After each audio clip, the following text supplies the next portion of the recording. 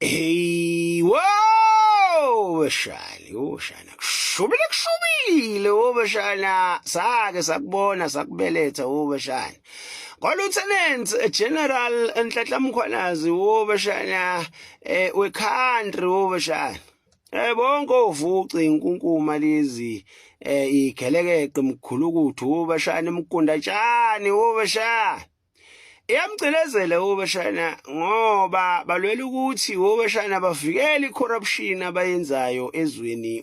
Shana. Nangomunye lesenja osandelenja kona lokho Shana senona Shana Major General Shana Head of Hawks KwaZulu Natal Shana.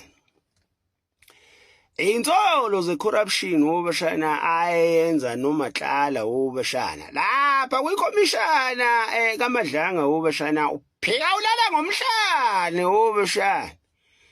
uzaqhansa amehlo athi never akazi lutho yena ayikho yonke leyo nto kulo ukuthi avume Shana insolo ehamba nofakazi uzama ukwenza lento eyenziwa umchunu noSibiya noNkabindi ukucindezela uMkhwanazi Shana azama ukuthi uMkhwanazi ammatanise necorruption uthi hayi mina ngaphelezela uKhet Matlala saya kaMkhwanazi uMkhwanazi wasikhiphela utshwala mina ngadawa ngalala angiyazi idile imhlanganisa noKhet Matlala uMkhwanazi angazi lutho